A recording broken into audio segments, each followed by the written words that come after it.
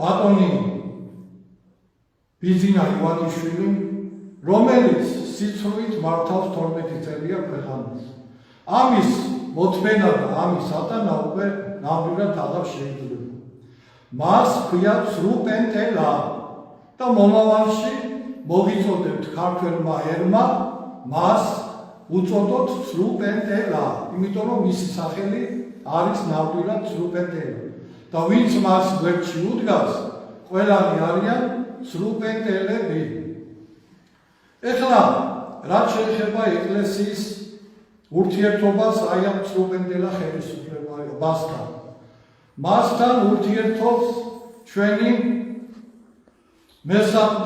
მოსაყდრე მეუფე შიო. ჩვენ ძალიან კარგად დავინახეთ, რომ როდის ჩამოიტანეს მათმა აი ეს იოანე ზოსიმეს ხელნაწერი და როგორ ააბრძანა მეუფე შიო ჩვენი ვითომ პრემიერ-მინისტრი ყობახიძე ამბიონზე და აქადაგა იქიდა. როგორ შეიძლება ვინ არის ყობახიძე, რომელიც აყავს ამბიონზე და ქადაგებს ამბიონიდან.